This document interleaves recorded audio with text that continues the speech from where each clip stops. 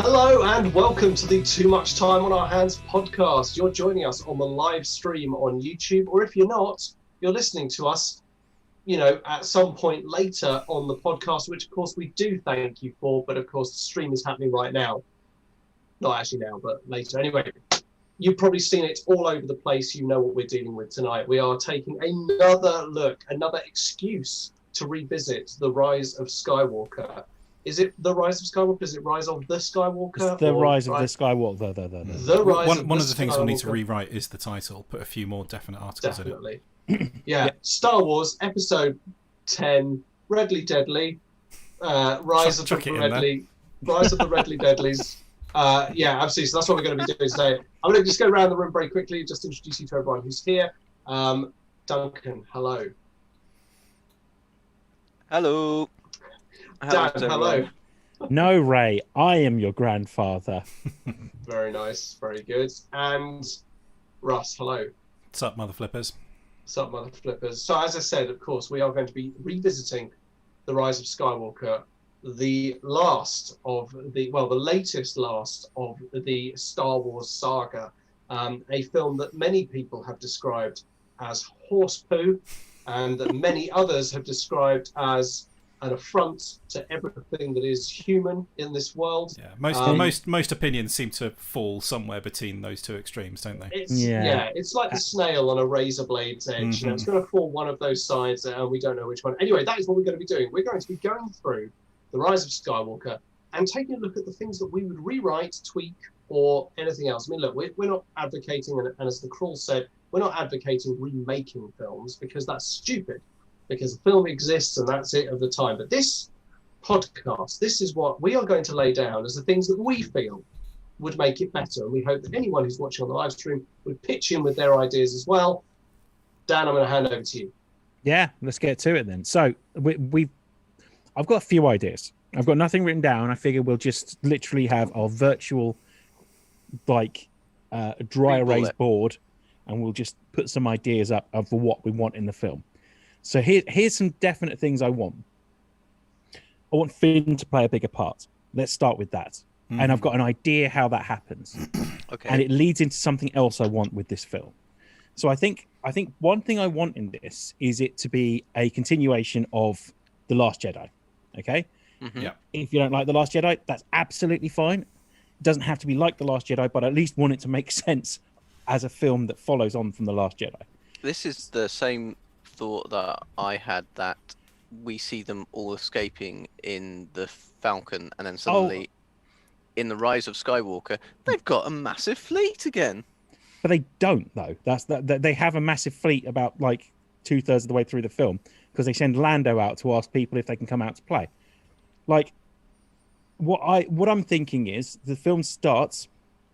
So the very start of the film, the idea for the very start of the film I had was a Star Destroyer looming over this tiny ship, and then using its tractor beam to pull it in, and then you have a unit of stormtroopers led by Rey.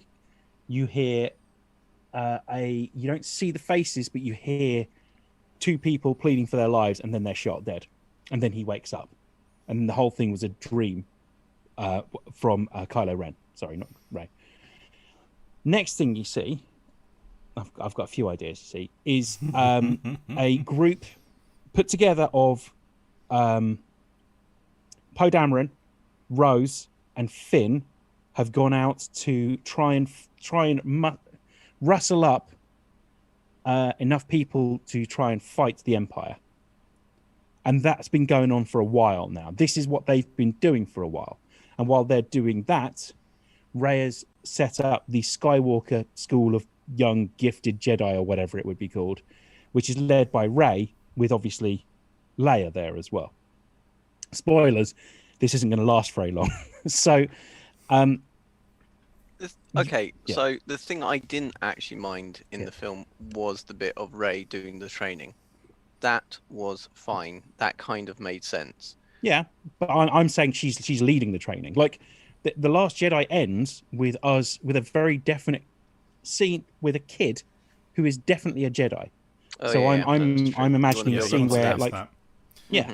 So then you've got a load of kids and she's training them all. with like the elder statesman, Leia there as well. Yeah. So and to all, while all the that's people going on, saying, yeah. "Oh, you can't do that. It takes too long to train. It would take a." Luke turns up at the start of Return of the Jedi, just going, "Yo, I'm a Jedi Master now, bitch. Deal with it." You can, you don't have to have lengthy training sequences all over the place to sort of establish that someone is now a Jedi. You can just say they are. It's fine. No.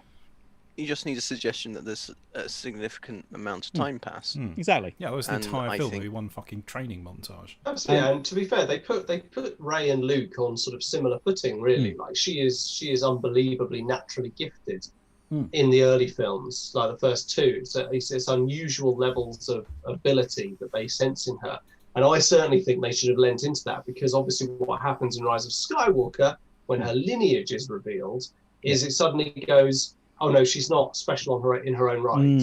She's actually special because family. It ain't nothing but a family thing. Takes so much away from that, from the idea Done that it anyone just. can be a Jedi, anyone can be special, which is the whole point of it. But so you've got Finn, Poe, and Rose.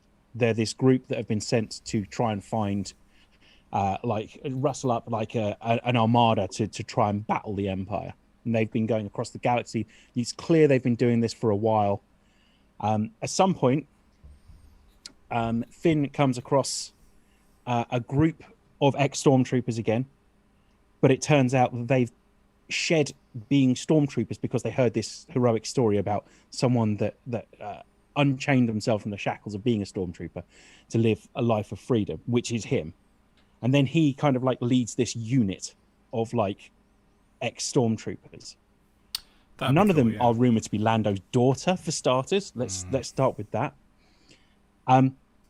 He goes and does his own thing, basically, trying to sort out this unit. In the meantime, Rose and Poe are kind of left together, and this is one thing I definitely want in the film. Both of them, at the same time, admit they love Finn. Yeah, nice. Okay, and what's going to happen in my version is that they end up in a polyamorous relationship with all three of them together. Ooh, and they can Nice. call them the Unholy Trilogy. Sure. Yeah. Yeah. Well, So yeah, that's my thoughts there. You give Rose a bigger part, you give Finn a bigger part, leading like this whole like almost like an army of like people that rebelled against the Empire. Yeah, Rose definitely needs to actually have a character in this movie, and Finn doesn't have a satisfying arc over the three films, and they. So my notes on the Finn character would be no hint of Force sensitivity at all. Maybe a little bit of the sort of the fake out in at the start where it's not really actually, he's not really shown to have any Force sensitivity. Everyone just sort of assumes, because he's the one holding the lightsaber, that he'll go, oh, I'm a Jedi, and then it turns out it's her. That was great. But the annoying suggestion that the only reason he stopped being a stormtrooper was because it was a feeling, the Force, that was how he found what's her face. Very, very annoying, and just makes him a sort of a crapper version of Rey. He could, he should be like the whatever they're calling themselves these days. What are they? The Resistances. Yeah, he should end up becoming like their military leader. He's going to take over from Admiral Akbar. Yeah, that's kind of what I thought as well. I thought he would he should be fall into. taking like more the ground, because Poe is obviously. They don't seem to have very organised branches of the military. I know. They like the X-wing pilots basically do everything. Yeah, and everyone else just runs around with silly hats on.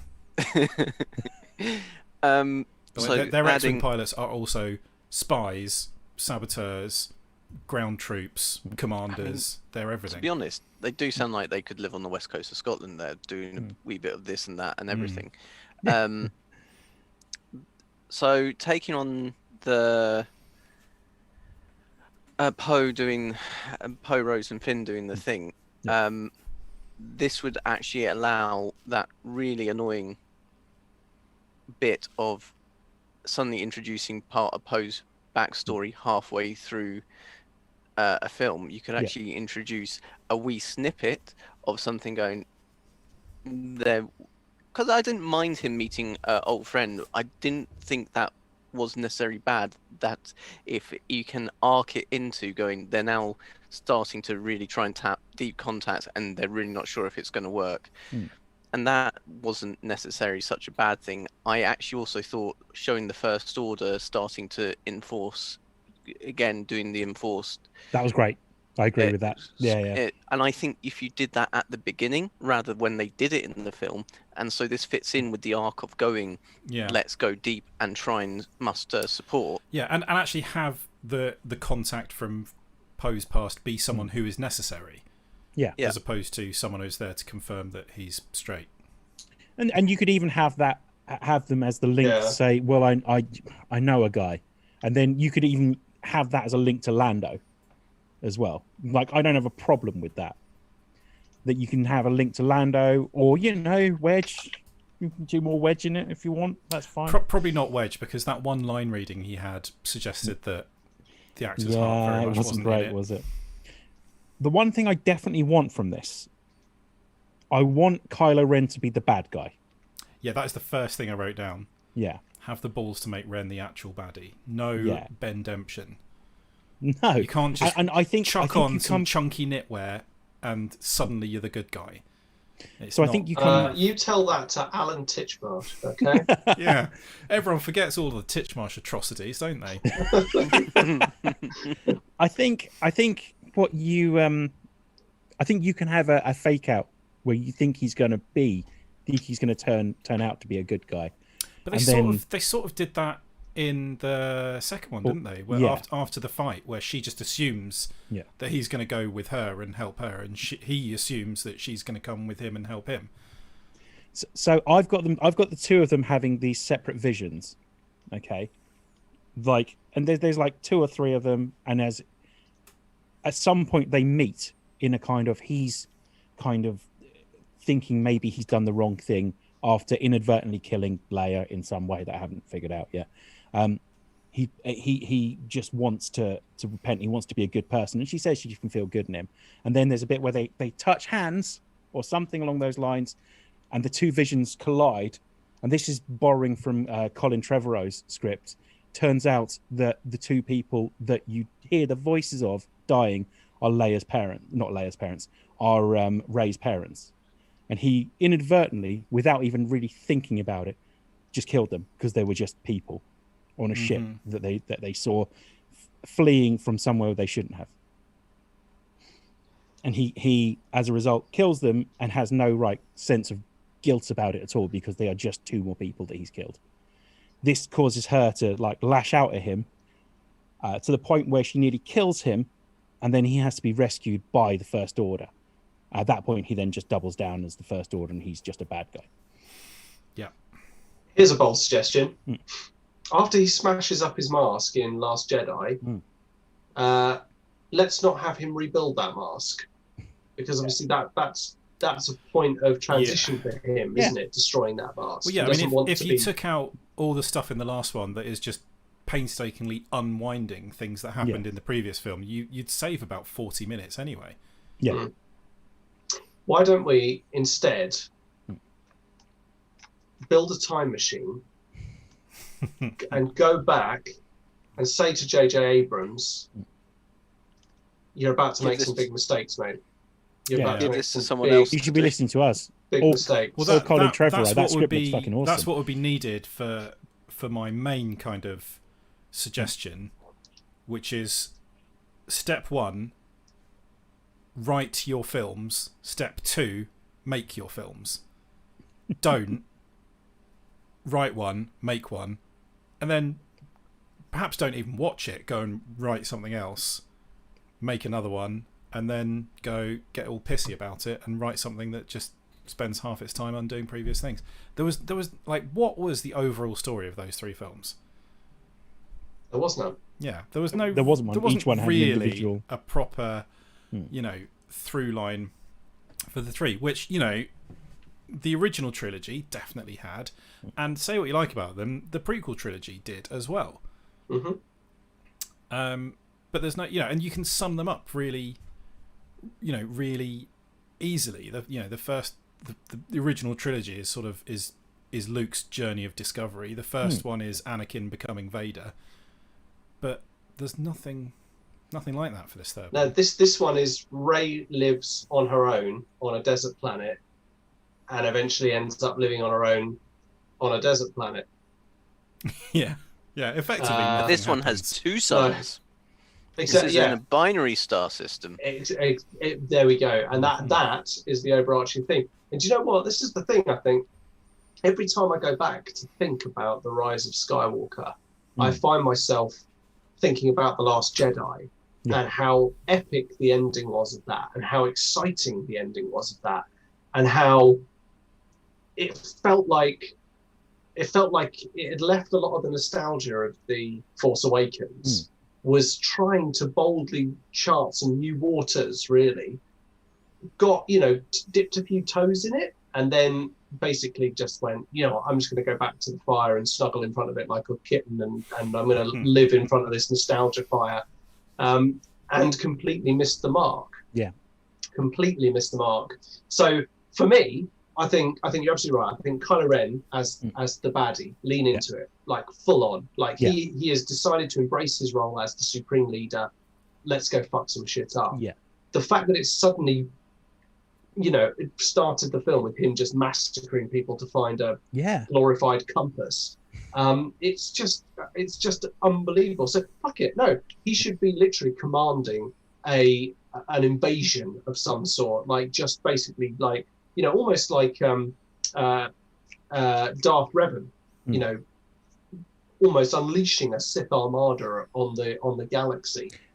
So that's how this should have started. Building on that, so you see in the trailers when you hear Palpatine's voice, I know in some of the books and certainly in a lot of the Old Republic comic series, it's not uncommon for.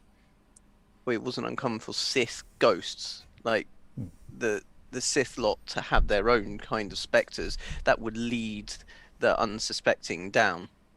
Now, in one series, actually, the guy turns on the Sith ghost and he has developed so much. He was already a very good Jedi, but he's such a powerful Sith that he just crushes and gets rid of the Sith ghost. I think it would also be quite cool if it looked like you think you're going down the route of, oh no, this is going to be the bloody Palpatine clone or something. But, I don't think it's such a bad idea of Ren going and invading planets, crushing things, but also sort of going, I want Sith relics because I want to become powerful. Hearing the ghost of Palpatine, and you think, oh shit, it's going to be this. And actually all he does is then decimates it and crushes that and goes, no, I am the only one. I mean, then you just get rid of it, and then you don't have to worry about that anymore. And it's like, then the big fight at the end, Rey and Ren, cool. Doesn't have to be on the crashed Star Destroyer either. We can get rid of that. I mean, that's the thing, isn't it? I mean, that fight that happens between them is pretty damn epic in a really cool setting. I mean, the crashed Death Star, the crashed second Death Star, the throne room, is a really cool and creepy setting. To have an epic sort of final battle. I mean, that felt good, but like you say, it's the Bendemption that happens after that, is standing in the rain, suddenly going, it's, the ghost of Indiana Jones is Indiana, is coming across to me. Oh, it's great. Oh, Dad, I'm really sorry about stabbing you and throwing you off a bridge, but I'm all right now. So now I'm going to go and be good. And like you say, let's put on a jumper and call the whole thing off. Why don't we? I had a fun idea, and I don't know how much I like it. That leaning into your Sith ghost idea, that Luke Skywalker as a ghost is following Kylo Ren around, like trying to convince him. I think that is what was intended with his line of "I'll see you around, kid." Yeah. Should have just been following around and pestering him. Yeah, and trying to convince him to be good. And then I think throughout that, you get him to the point where you're going, right, no, I'm going to change my ways. I'm going to meet up with Rey. We're going to hash all this out. I'm going to apologize, obviously, for killing all those people. And then I'm going to help the rebellion take down the First Order. Because by this point, I imagine it kind of like being this just this giant armada. Like, I had an idea that you could make the Knights of Ren a bit cooler because they were a bit shit in the Rise of Skywalker. Oh, such a wasted opportunity that. But if the idea, if you have this like elite force of Jedi against an elite force of like the Knights of Ren, which is pretty egotistical that he calls them that. But yeah, the idea that Luke Skywalker's constantly pestering him and like saying it's not too late, it's not too late. And then he has this meeting with Rey. It all goes wrong. He comes back and Luke Skywalker's pestering, and somehow he finds a way to kill the Jedi ghost of Luke Skywalker. That's quite good. Well, although, how about like when it came to the Knights of Ren, what if it actually lent into the notional idea that the Knights of Ren are made up of the former students of the Jedi Academy that Kylo Ren obviously destroys? I'm still really unclear on who they're meant to be. Are they just some guys? They're just guys. The Backstreet Boys. They're just his mates. I thought they were some of the students that followed him. No, apparently because not. they featured in Force Awakens. Well, no, they're mentioned. They're mentioned and they're glimpsed in that vision once, aren't they? But it's never actually explained in the film. I'm sure it's in a visual guide somewhere, but it's never explained in the actual film itself. And they're never shown to have any sort of force ability at all. No, they're just like excellent. The other idea would be that Leia's last gasp is with tears. Is whilst it looks she actually saves Rey, she doesn't save Ren, and she basically distracts Ren enough, and her last lines are, "I'm sorry, son. I'm sorry, my darling," and the distraction is enough that Rey just kills him.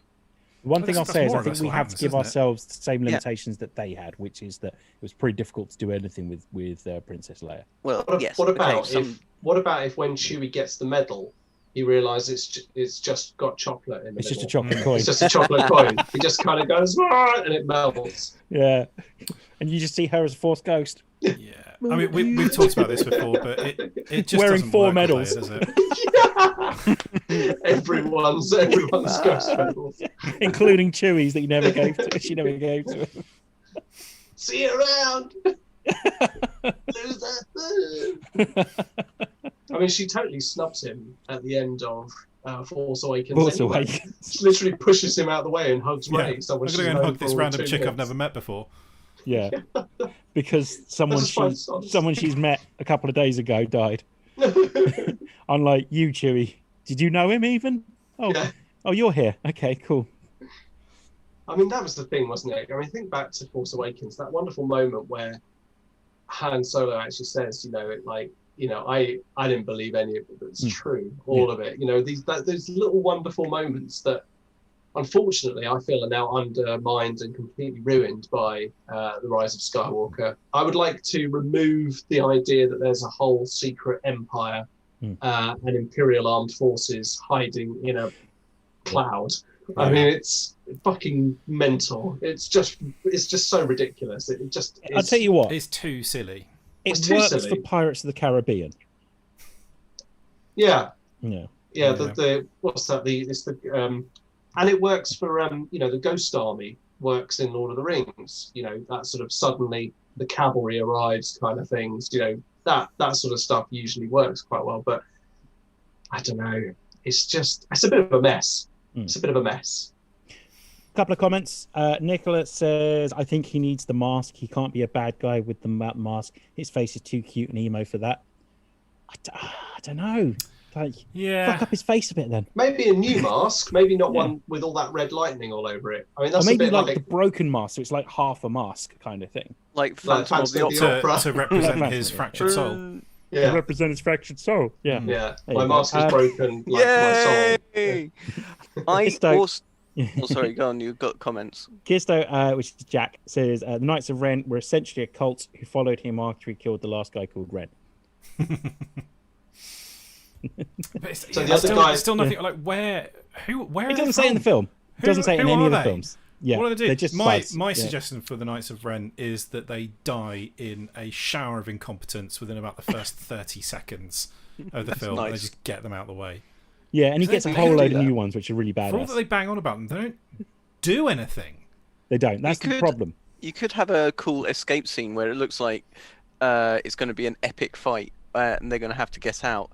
and either it looks like they're going to try and somehow successfully stop, I don't know, an escaping Imperial shuttle of Poe Dameron and Rose, and instead they just launch a heavy and they go, oh, and it looks like it's going to be something difficult, and all it is just a heavy blast that just blows them away and goes, oh, that was easy, boom, without saying, oh, that's easy, but just do that. And so it looks like they're all tough, and then one of my rules for this film: if you're going to kill someone, you're going to kill them as well. No fake outs. Because No the one time I Chewies. felt something in that film was when I thought Chewie had died. yeah. That was like, although I was no really rewiring upset scenario. about it, I was also thinking that is a baller move. Yeah. And then it just undoes it. And, Yeah, the and rest C3PO. of it, then I spent the Can't rest believe of the film they punching myself in actually the made bollocks trying to feel 3PO something.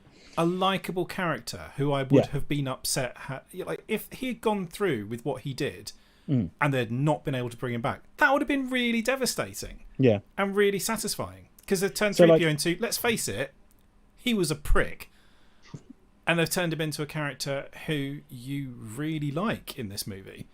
This is the last film. If you're going to kill him, kill him. Yeah. You're not going to need him for anything else. Let's fucking hope not. Anyway, so like, just if you need an emotional gut punch, then literally just kill them and have them actually die. I mean, that's the point. You've killed Luke. Yoda's dead. Yoda died ages ago. Yeah. There's lots of dead characters around. And God knows we know that they're all dead because there's that moment where she travels into the ether and she hears all the Jedi Knights. of Go old. get him, Ray. Yeah. Whatever she says, I don't know. Yeah. I'm literally like, there is literally a moment where it's just like, it's almost like Yoda's voice going, "Hey Ray," it's like, "How do you do?" It's like, "We're with you, Ray." Yeah. It's like, loads of Yeah, them. that whole "I am all of the Sith and I am all of the Jedi" thing. Fuck off. I mean, someone's like, in the writers' room, like just someone stole that from Dune.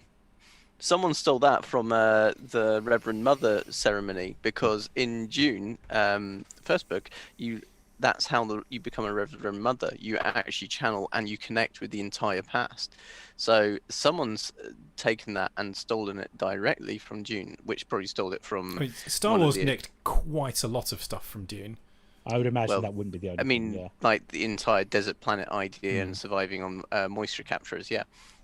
Do you mean that literally there's a bit where Yoda says, "Go get him," or whatever he fucking says in Dune as well? Yeah, pretty well. Oh yeah. Isn't Sting in the Dune films? Yeah. Or is in one of them, isn't he? He's in like the David Lynch one. Yeah. Yeah. Sorry, a couple more comments. This is evil. Maybe get him in a crash between filming. Ooh. Dan says if it isn't in the film, it's irrelevant. I agree. Like, just show us anything in the film. Like, you can do little jokes that from TV series and books or whatever. But yeah, we need to be able to understand the actual plot of the film. Yeah. Jack also says though, gave us Babu Freak. I love Babu Yeah, Freak. Babu Freak was enjoyable. He was. You can get him in somehow. Yeah, fine. Well, he's still in the film in my eyes. Well, and- I'm not saying don't do the whole 3PO thing. Just actually follow through on the. Because it's always leveled at these films is there's no consequences. People said that about the MCU films to start with as well. There's no risk for any of these people. Everyone always sails out of them fine. Yeah. Do the Babu Frick thing, but when they go to restore his backup, it just doesn't work. And 3PO, he's still alive, but he doesn't have any of his personality or memories.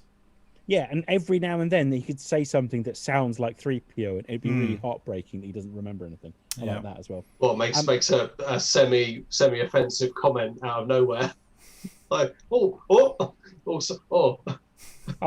even when he's had his memory erased. just blurt something out.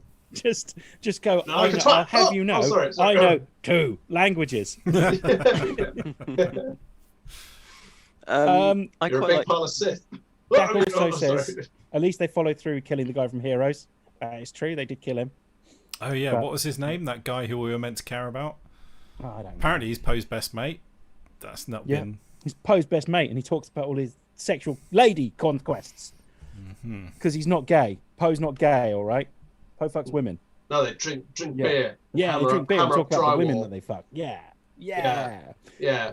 Occasionally, Slamming chicks. Yeah, they get naked and hug it out. What was his name? Guy from Heroes? Oh, I don't know. Greg Grunsberg is the actor. No, I mean the character's name. I don't know. It's weird that I remember the actor's name. MacGuffin. Plot MacGuffin. Yeah. Dan also says, have Babu Frick replace Baby Yoda in The Mandalorian. No. Not allowed. I don't know. It's not the best idea.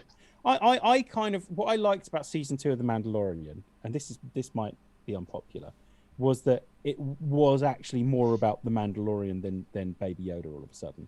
Yeah. Like it was still about him, but it was less. Oh my God, look how cute he is, and I quite like that they did that. Well, I think one of my favourite episodes is the one with Bill Burr in, and I think Baby Yoda's not actually in that one at all. No, exactly. Yeah, he's That's not. that one. The one where they're driving the big juggernaut things and The Believer. took out Operation Cinder. Oh, and the Mandalorian starts to be okay with taking his mask off in front of people, and yeah. See, I love that. That's a great episode. Yeah. Again, he sort of starts realizing that some things are more important than the way. Bill Burr gets a really satisfying little redemption arc thing for his very one-note character to start with. I love this. We're meant to be talking about The Rise of Skywalker, but we will inevitably be talking about The Mandalorian and Rogue One. Yeah. Here's they are better. what about if at some point in Rise of Skywalker, all the characters that we don't particularly like, if you're not going to do it, just stick the Knights of Ren on one of those juggernauts, and they've got to get the fuel from one side of a forest to the other.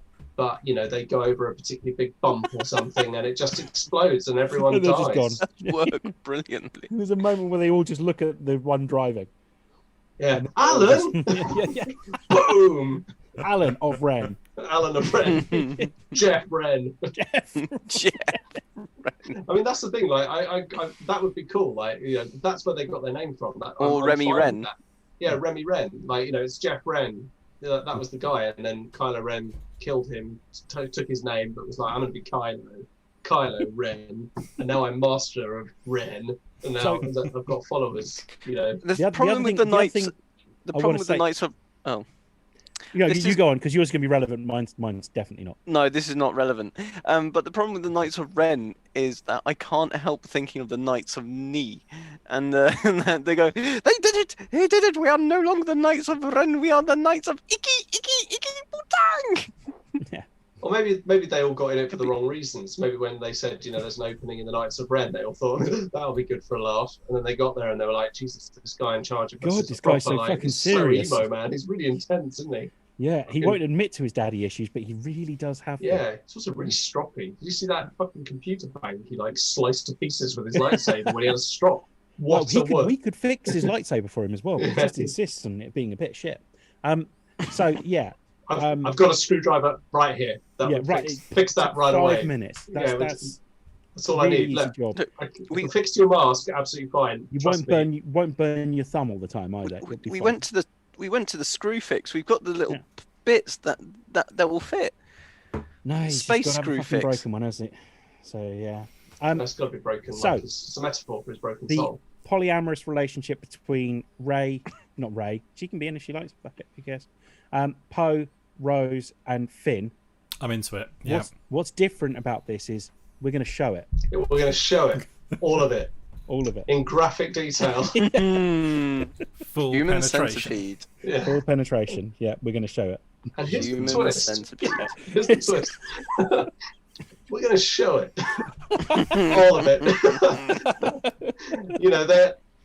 They're off fighting crime. They're coming back. Full-on penetration. On and on it goes for a couple of hours until the movie just sort of ends. Ready for the proton torpedo. Yeah. So yeah, that's a good twist. I think that I'm gonna initiate trench run. you split the film into 3 sections. You have Kylo Ren being all emo-y, trying to decide whether he wants to be a good person until he realizes he's not a good person, he's a bad person, he is the villain of the film. You have Rey trying to prepare these Jedi for this big fight that's going to happen at the end, which inevitably will happen at the end of the Star Wars film after all. And then you have Finn, Poe, and Rose leading this desperate charge to try and find other like-minded individuals to put together, to cobble together like something that can stand up against the First Order. In between, obviously, intense, sweaty sessions of ploughing the shit out of each other. Or, And I think, I mean, that has to be something that's difficult. Galvanizing a galaxy to take huge risks. Yeah, exactly. Like Yeah. that. Oh, I thought you were talking Lando about. out and hope for the I best. thought you were talking about the ploughing. That's got to be difficult. I imagine it can be tricky if you're Beautiful. in a triple situation. There's probably some logistics that they need to take into account, but they're all fairly limber. Yeah. I'm sure they'll deal with it pretty well. So, like, I don't think Rey sees Finn, Rose, or Poe for most of this film. I think there's something just because you else walk past after. the door shut. 10 minutes. Yeah. If there's an orange jumpsuit on the doorknob, don't go in there. It's so good. So There's the whole like arranging a fleet type thing. Like they made a point in the second one, like this call for help went out and nobody answered, and apparently the third one I'd go, I'll deal with that. 10 minutes, and then he's got every ship in the galaxy turning up. Right, Apparently, hyperspace travel is now instantaneous to whatever point in the galaxy you're going to, which has never been a thing before. You're like right, it's always Wedge. taken time to go places. You know, you see them with the blue swirlies outside the ship, and they're clearly like they're having a chat. They're playing the little chess game. It's taking a long time. Whereas now they can just teleport to the galaxy, get every single person to jump in their ship and go and risk life and limb for a cause that they're not really all that connected to, because Lando is that fucking charismatic, and they can do that in a blink of an eye. It's the Cal Rizmeister here himself. Cal Rizmeister. Get the lads out. We're having a bit of a ruck. Yeah. Let's go. He's got his WhatsApp groups on the go. Yeah. Let's get them all out. Get them all out. You know. Hey Wedge, we're coming into Lando. So yeah, I mean, like, although it gave you that one very cool shot of all the ships, but the second you actually think about it, it doesn't work at all.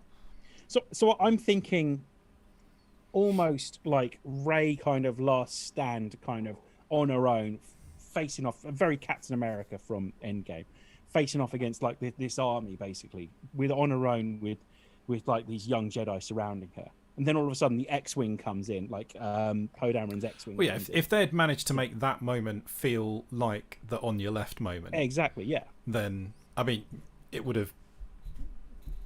You'd also have to have the Marvel films not happen for it to be as satisfying. Because... the problem is I'm always going to compare it to Endgame. Yeah. As well. When that happened, that was incredible. That was such a well-made little sequence. Yeah. Because they did, like... And I know we're talking about a different thing now, I don't care.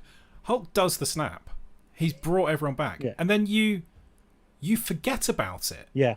For a good 5 or 10 minutes. It doesn't occur to you that there's all these other people that are all going to be turning up. So when you get that, you're like, oh, shit, I forgot about these guys.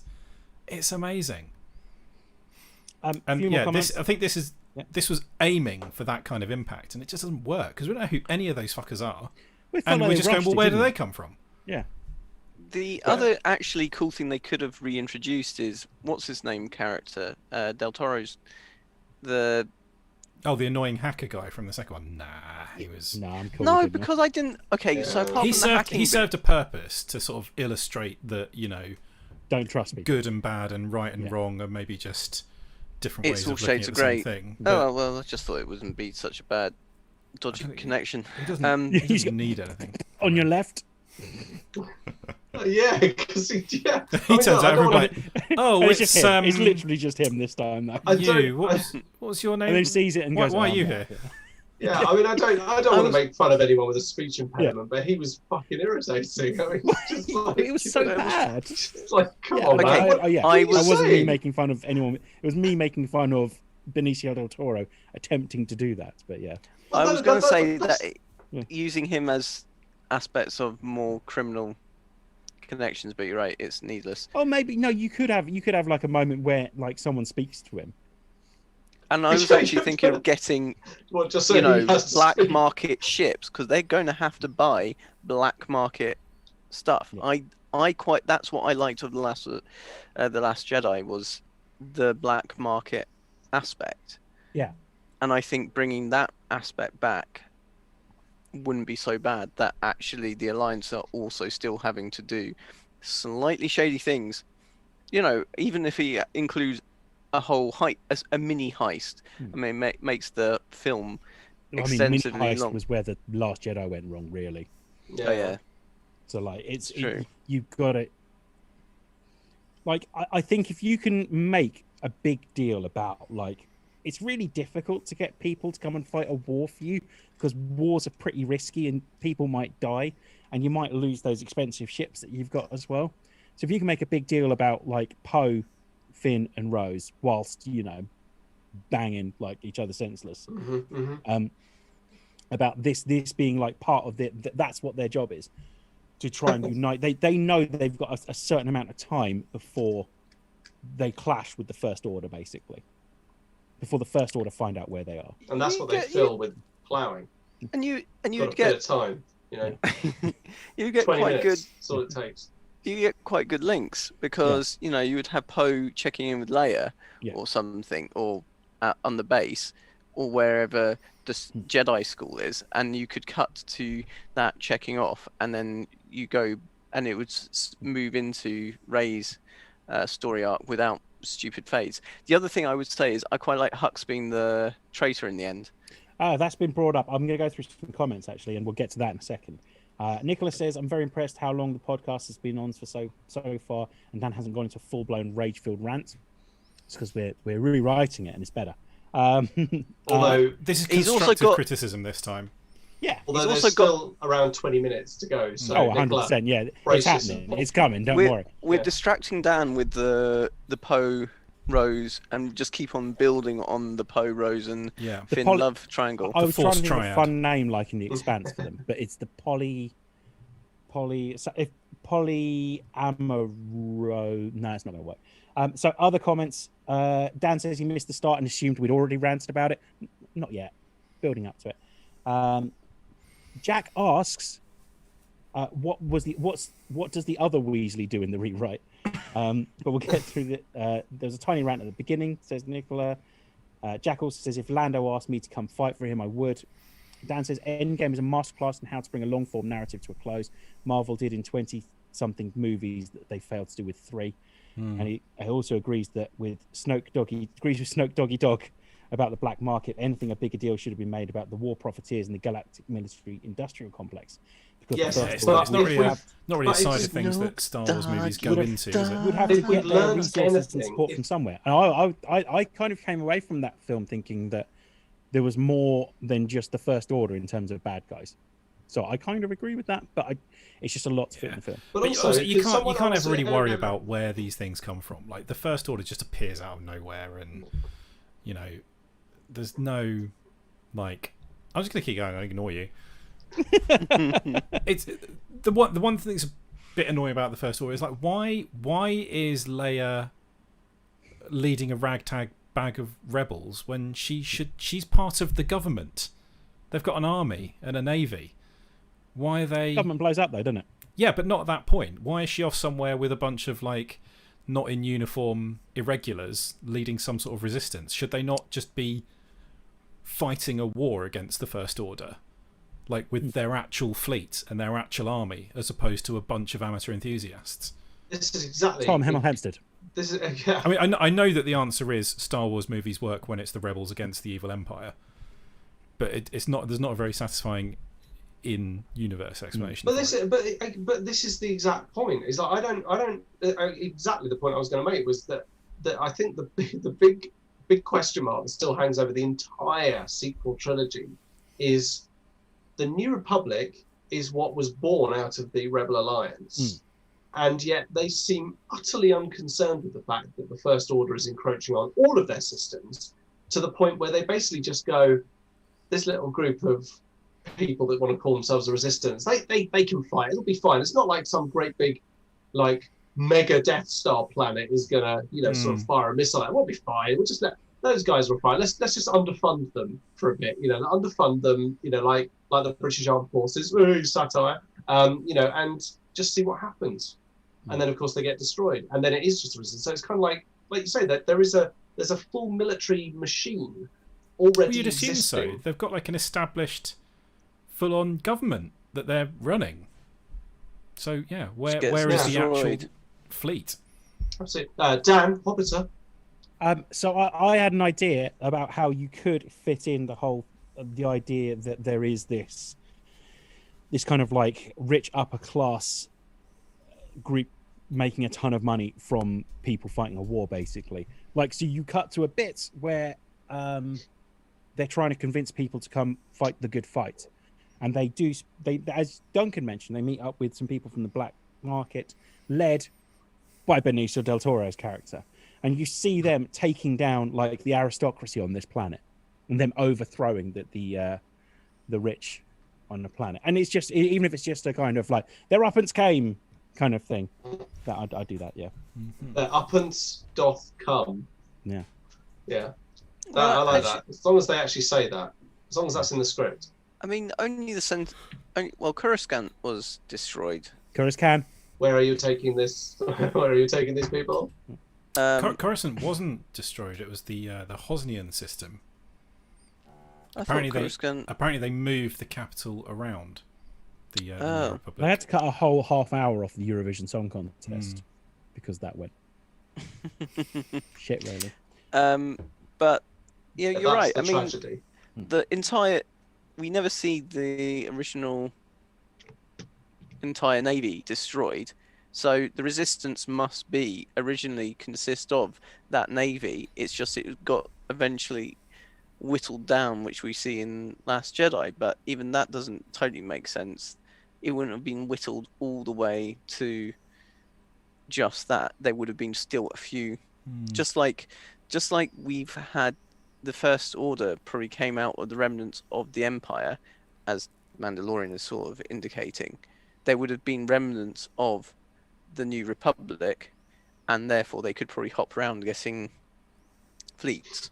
Kind of implied by Princess Leia actually in the Force Awakens, where she says to Han Solo, like he says after Ben left, he went back to doing what he knew, and she went, well, so did I, almost as if he left, joined the First Order, and that's when those two, when the Resistance almost kind of set up, when it became a clear and present danger, despite the fact they seem like one of the most well-organized clear and present dangers that's just arose. It's like it's bizarre. Like they've been indoctrinating children from birth, taking children and indoctrinating them to be. I mean, so most of these are like 20, 30 years old. Like they like this whole fucking army has arrived, and that's not even including the big army that's hiding in the clouds. Yeah, even kind of George Lucas gets around the whole, this accelerated growth for the clones. But they're not clones. No, I know exactly. That's what I'm saying. Even that happens. Even George Lucas thought of that.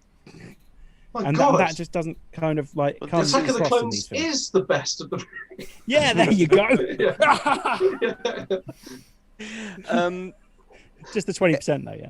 Just the 20%. So back to, I mean, they do abduct children, and that's the main thing, is they're enforced. Yeah, that's why I'm watching it. But see, I quite like. That's the best bit, isn't it? I like that Reg is in it, because I just wish he had been in it earlier, because he makes a great Imperial. He's obviously just having fun and going. He's like, yeah, I'm gonna go really stupid with this. It's gonna be so over the top you won't know what to do with it. But I'm Richard E. Grant and I'm gonna do whatever the fuck I want. So he's gonna be in Loki as well. That's interesting. The rumor is that he's playing older Loki. Oh, you know what? I can see that actually. Yeah. They've got very similar builds actually. Yes. Apart from now, because quite I reckon similar he's sort of energy. Scenery. Yeah. Yeah. Oh, that's interesting. I'm gonna put the bottle down. Yeah. So I was going to say that actually, I like Hux being the traitor. I think that was quite cool. And I think he's killed by Ren. I think that would make it, because the joke is always that they are the emo brothers, and there's a falling out. And I think Hux doesn't like the way Ren is going. And I did like that Hux was the traitor Not like because he's like, oh, I've been deep cover all this time. He's like, no, Ren's a prick, and I just don't want him to win.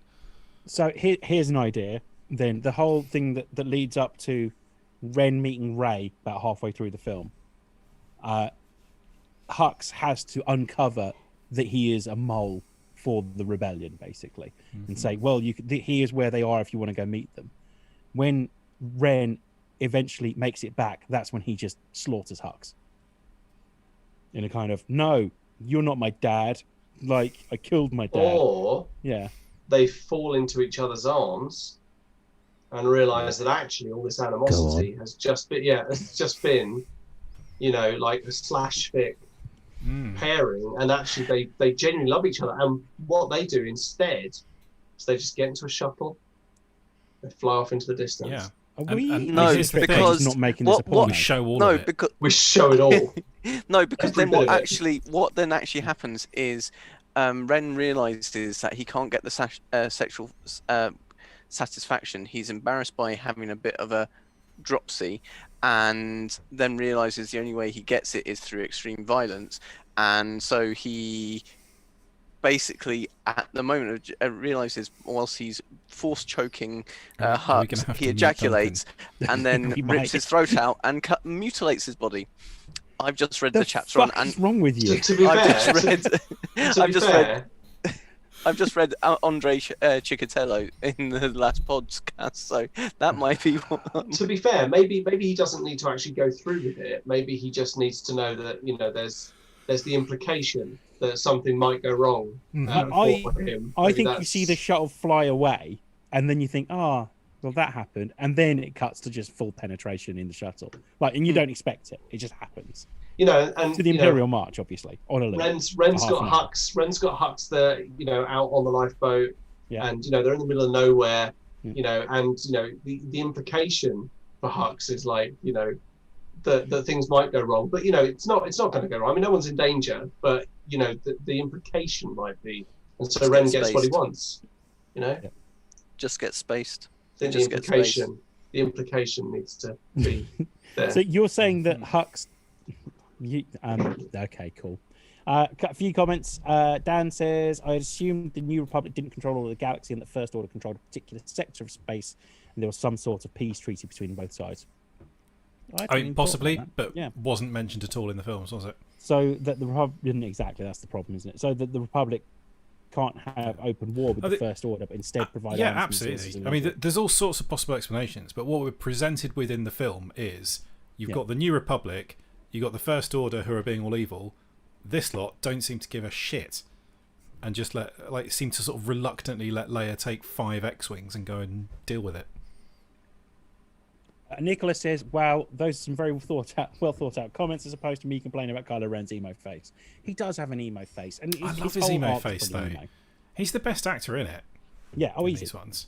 Yeah, I'd kiss his face. I still really like that moment in The Force Awakens when he first takes off his mask, and after seeing him behind that mask and pursuing everyone for so long, suddenly he assume takes it's off the something mask and it's fucked just a guy. Yeah. He's just a bloke in armor, like with long hair, admittedly, and quite an emo-y sort of like disposition, but he's still just a guy. Yeah. You know, I quite like that. It's the first sort of scary Sith that isn't like a wrinkled walnut or a you know, man machine. They're all sort of half robot raisins, aren't they?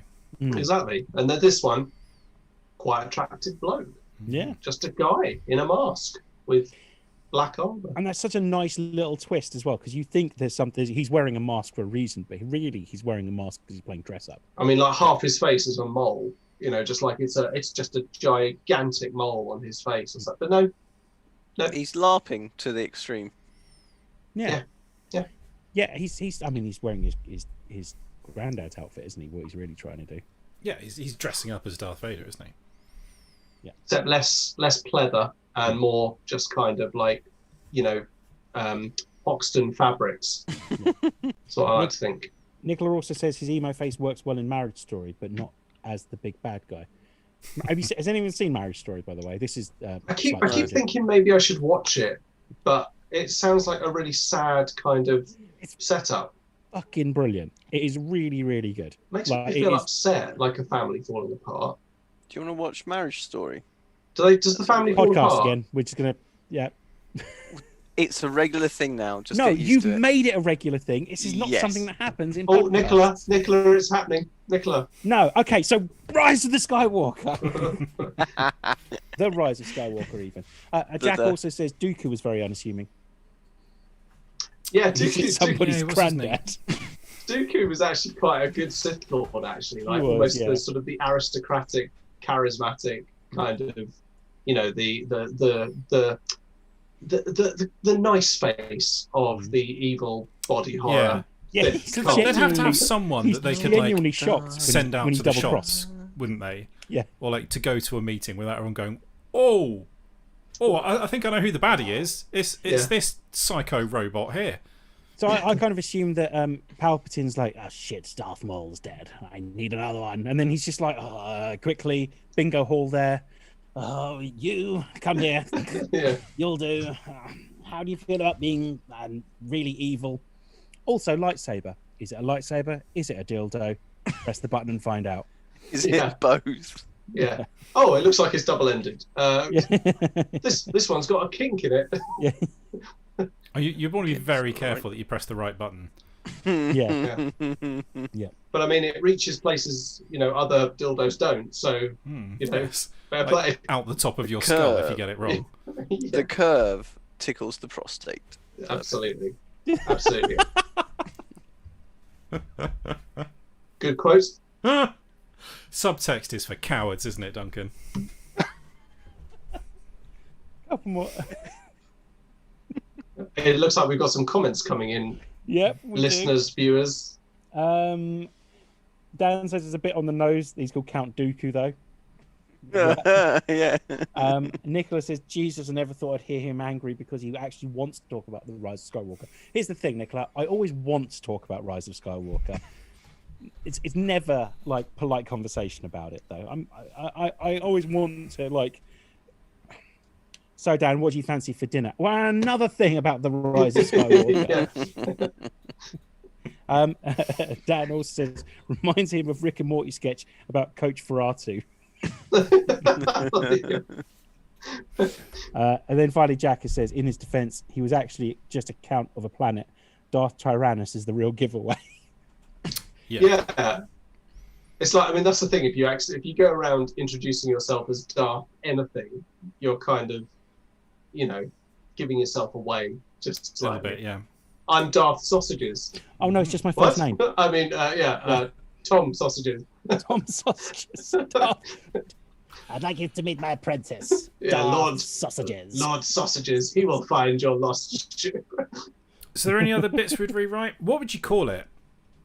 I'd call it Duel of the Fates, which is a much better title. That was what Suggested in the Colin. Trevorrow script, yeah. Basically, the Colin Trevorrow script is Yeah, much we'll better. do that one. Yeah, just do that one, innit?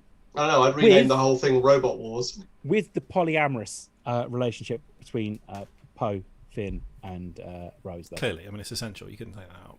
Yeah, that is in now. It's not Well, only It's in not the just movie, in, it's it's in the definitely movie. in the movie. movie. There's no takes backsies, no penny taxes. What about if we called it like the whiff of Skywalker or something? Oh, Yeah. Whiff. Of Sky. It's like, what's that? Oh, it's just the whiff of Skywalker. Don't worry, it's still Or still just hanging like- over this film like a cloud. Jedi is in it. Jedi's in it. Jedi's Mm. Force. Or I am assuming that we would all absolutely not have the moment that gives the film its name, which is her identity thefting the Skywalkers at the end. oh, that was my idea. I'd call it the Rise of the Skywalkers because they'd be training in the Skywalker Academy or something like that. Or why I couldn't mean- they just call it the Ray? This is of The Skywalker. Raids of Skywalkers. Yeah. Also, Nuts. she can have her lightsaber with a dimmer switch from the start, if she likes. A dimmer switch. She's got like a little dimmer switch on it, hasn't it? Her lightsaber. So yeah.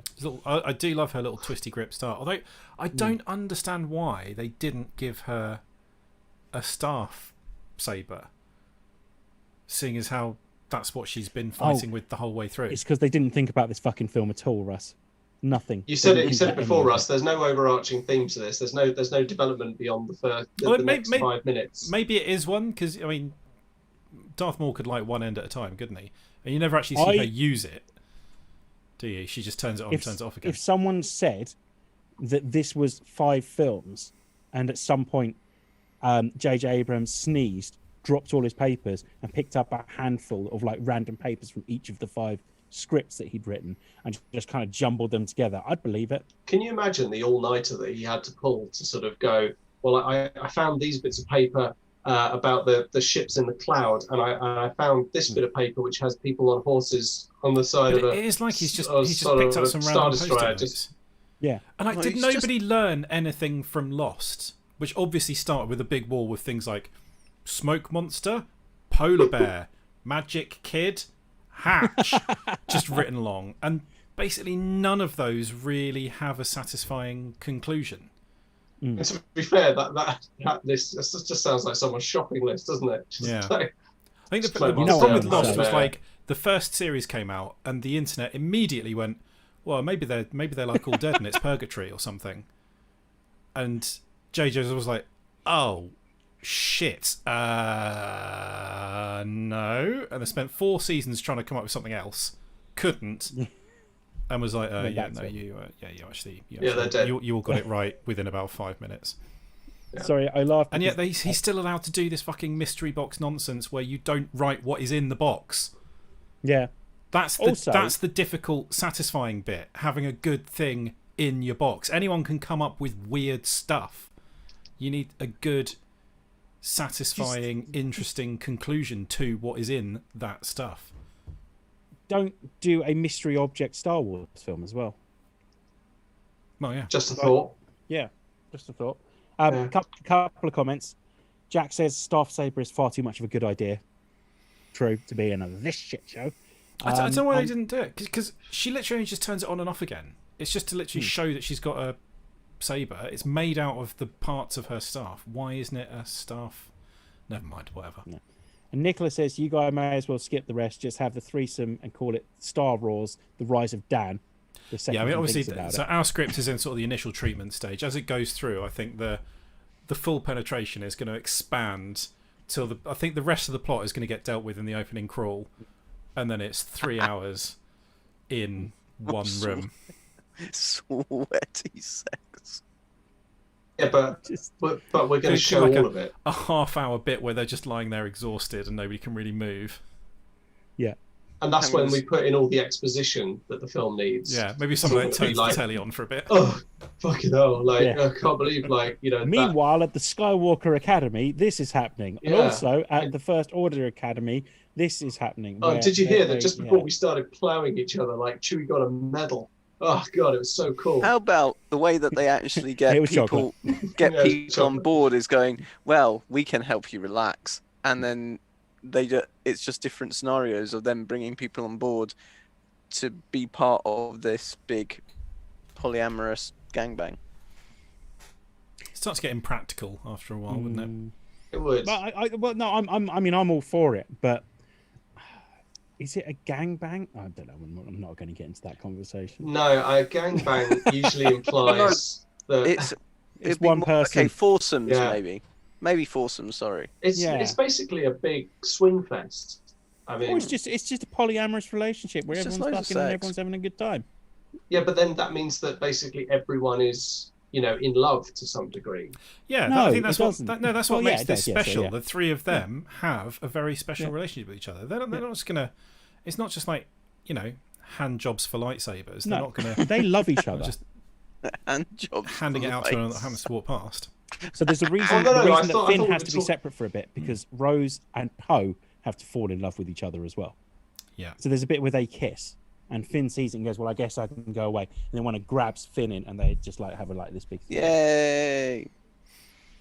I thought you were talking about like everyone in the Resistance was like getting No, not down for some everyone's gonna great big be- swing fest, and I was like, Mm. this is But once an again, as you interesting. say, this is a story about love, and I'm genuinely serious that this is what I would do with those 3 characters.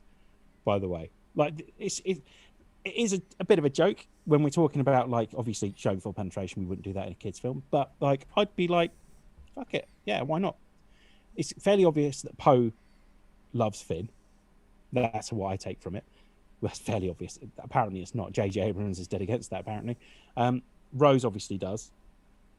But he's got a problem with that as well. And so, just like tie it all together and do something a bit bold with it. I mean, it would be actually quite an interesting thing to have done. To be fair, though, maybe he didn't want parents to have awkward conversations with their children when, Why? I mean, maybe. Why? Why not? Why is this more awkward? Why are they three people in love with each other? Well, because I have a 6-year-old son, and I think it would be a difficult conversation to try and put it into terms that he would understand as a 6-year-old. But I think you find it probably actually wouldn't. Because children are remarkably like, you just explain something, they go, "Oh, okay." Because they don't have any different from two people being in love with each prejudices or anything like that. So I think no, absolutely, but it would be interesting. But it would be. I mean, let's face it, it would never happen. No, this is the company the that mouse was will never allow polyam. So scared of having 1 second of gayness in their film that they made it a completely isolatable chunk that has zero bearing on the rest of the plot, and they can chop out for any territory where it's going to be the slightest issue. Yes, those two women, they do kiss each other, I believe. Yeah, but they'd never spoken before. You'd never seen those two interact. I don't think they've even been on screen together before. But it's such a kind of a we've kind of forced it in, as you say. It's quite prudish, is what I would describe. It would have been a nice little moment if they had an established relationship. Whereas all that is in there is so that they can go, "Oh yeah, we can sponsor a pride float now. We've ticked that box." We believe homosexuality isn't evil in these territories. Yeah. In the unknown regions of the Star Wars universe, maybe some of this sort of stuff goes on. Yeah, is what we're prepared to say. Yeah, but only in certain regions of the world, though. In other regions, this definitely doesn't happen, and we'll cut it out of the film. Definitely. Yeah. So they did it in Doctor Who, for fuck's sake. That's a children's show. Captain Jack will do anything to anything. Yeah. And nobody really had a problem with it. I'm sure some very tedious people did. I'm sure they did. I'm sure. Yeah, I don't know. The problem is that free speech and everything like that is absolutely right. Is absolutely right. And whatever your sexual preference, whatever your gender preference is, then that should be something that people are able to see, and it shouldn't be something that is hushed or relegated to throwaway scenes. I think the thing is, though, that not everyone is on the face of the earth is enlightened, and I would probably say that there's quite a large cross-section of people who find anything along that. Some people just find the notion of talking about sexuality to be something that they find difficult. And actually, it's, when you go and see a film, maybe the idea is that you don't have to deal with that. Yeah, true. I don't. Nobody's suggesting turning Star Wars into a deep and meaningful investigation of the variances of human sexuality. But this is meant to be a galaxy of untold possibility. Yeah. So it'd be nice to see maybe a slight, I agree. You can see aliens with two heads walking around, but there's plenty of people that don't see themselves represented there at all. There's room for this guy with 3 arseholes, and there's not room for anyone that looks like me. I mean, I'll be honest, I was surprised when they showed the guy. I was surprised. The 3 arseholes was really surprising. No, I mean, look, I agree with that, and I totally think, and the only counter, it's not even a counter to what you said, Dan, where you say I disagree. It's like, but that's the point. Like, you do disagree because that's your prerogative, that's your opinion on it. I just don't think we are going to progress unless we start actually normalizing these things. And I would say that because us 4 believe the same things, that we're never going to argue about that. But I would say that there are 4 other people somewhere else that we would have a conversation with who completely disagree and think the opposite. And actually, when you're making a film in a franchise like Star Wars, I think you have the force, especially now it's owned by Disney, I think you have far more hurdles to jump through to make what would be considered a acceptable... It would never get made. It would never get made. I'm just saying that's what I would do with the film, because I would use a big blockbuster film to try and normalize something that is just 3 people that love each other very much. Absolutely. Yeah, but it would never get made by Disney. I completely agree with what Dan said. The mouse will never allow a polyam relationship. But like, yeah, that's what I'd watch it. All of it. Watch it. Yeah, like it's a Star Wars film. I'd watch it. I'd watch anything. Here's the thing, right? Unlike the Snyder Cut, and it's another film I like to bitch about a lot. If they re-released Rise of Skywalker and they said there's an extra half an hour, I'd go, yeah, I'll go somewhere and watch it. Yeah, especially if they say you could bitch about it again. Especially if they say 50% that. There's another half hour. Yeah. That totally answers all of your issues with the film. Yeah. Totally answers all of them. Knowing full well that I'm going to be disappointed as well. I'd rather go and see it with half an hour less in it. I'd rather go see it with 2.5 hours less, but there.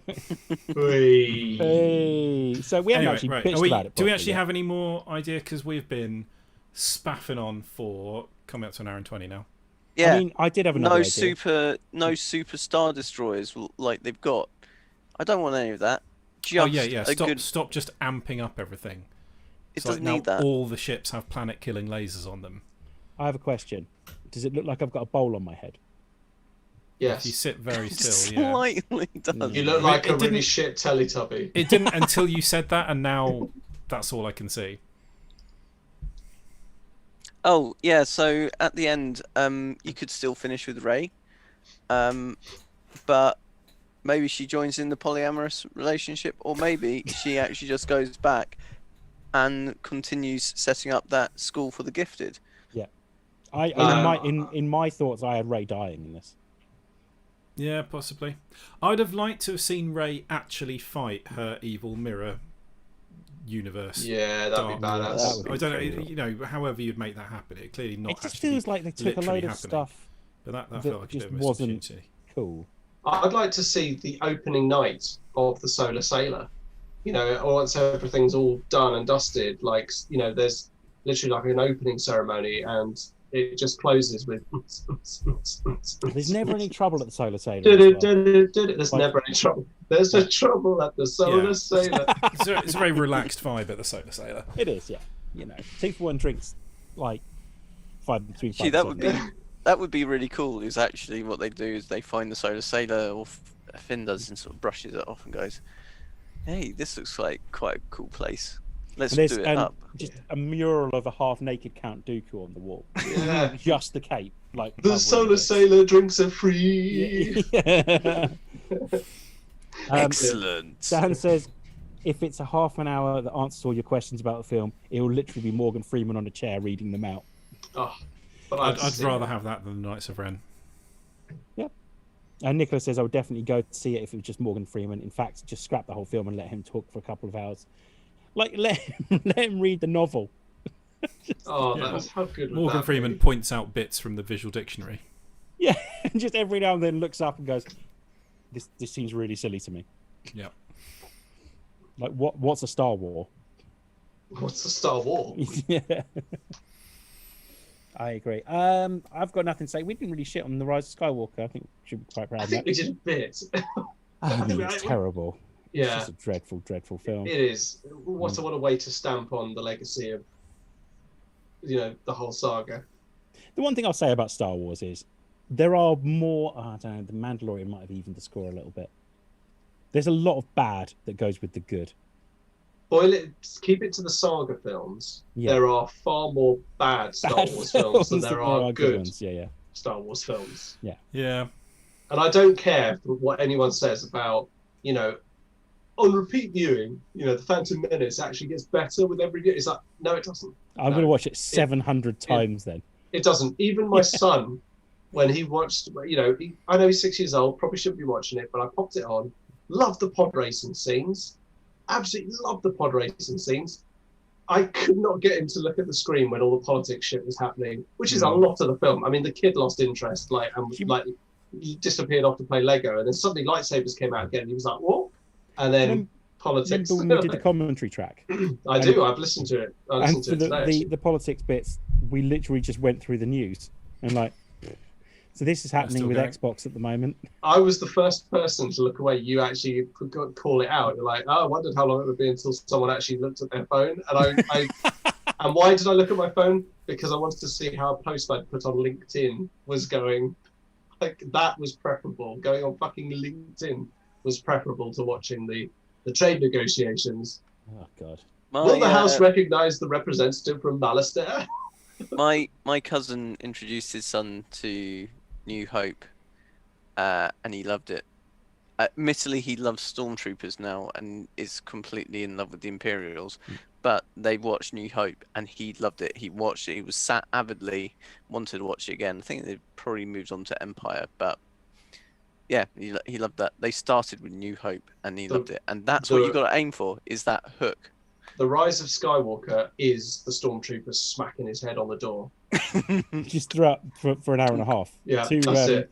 The disco version of the Star Wars thing. That's it. Yeah. So how we do? Are we done? Are we done with this? Just one other thought I had that I totally forgot about just now, which is that when Finn meets the rebel stormtroopers, they're not wearing armor, but when they go to battle, they're wearing like converted stormtrooper armor to like signify that they're not stormtroopers anymore. Maybe painted with like resistance emblems or something. Yeah, just cool shit, basically. Cloaks on them, like the Jedi wore when they were being battle generals. But and actually, it turns out Finn is a ground force military genius and totally outsmarts the Ujima flips. Yeah, there you go. The Ujima flips play a really small part in this, though. Nicola says she's off to go and watch Rogue One to remember what a good Star Wars film was like. Yeah, that's the way to do it, really. Oh, but if you go now, you'll miss hearing about our Discord. Stick around. Yeah, the best is yet to come. The best is yet. Well, there we go. There's all the ideas. I think we're running dry now, aren't we? We're on an empty tank. Just like Poe, Rose, and Finn. Which is just like J.J. Abrams in the writing room. Hey, empty tank. Let's just put it all together into a disgusting package and give that to the people, those sheep. Well, there we go. Thank you very much for watching us on the stream. If you watched on the stream, I forgot to do it earlier. So everyone, if you could just wave at the people on the stream. We not wave. I did wave, but no one else did. That's what you deserve. Thank you very much for watching us on the stream. Thank you very much for listening to us as well. Don't forget, you can hit us up on Instagram, Facebook, and Twitter using the handle @TMTOOH. And if you go onto our Instagram channel, go to our bio, you will find the link to our Discord. There's lots of conversations going on every single day. And also, don't forget that Dan, Terry, and Steve are doing a podcast called Wandering WandaVision. Which is them basically talking about the excellent new Marvel series that is on Disney Plus at the moment. It's well worth a listen. I'm not watching it and I'm not listening to it because I'm going to watch it and listen to it when I actually get around to watching and listening to it. Thanks, dude. Which will probably be after I've gotten into The Expanse and watched that. Oh, yes. So, I'll tell you what, Tom. You get into The Expanse, we'll do a weekly episodic podcast on The Expanse, covering each episode. I really want to do that. So what, as in me coming to you like every week going, fucking hell, that episode was better than the last I think one. what Dan's got in his head here is an hour of you telling him he was right about The Expanse. No, that's not it at all. I've been so tempted to go back and do like an episode by episode like review of the like audio review of The Expanse. But Ty Frank and Wes Chatham are currently doing it, and they're doing a better job because, you know, they both wrote it / were on the show. So yeah, but we're the fans, man. We're the voices that people need to hear. We're like Amazon reviews. You know, everyone consults them. Always accurate and reliable. Absolutely. Yes. With photos. Definitely. And so there we go. Thanks very much for listening / watching, depending on whatever you like to do. I'm going to say goodbye to Duncan. I'm going to use this hand. Goodbye, Duncan. Bye. Goodbye, Dan. Goodbye, sir. Goodbye, Russ. Latest taters. It's goodbye from me, Tom. And on that note, let's cue the music.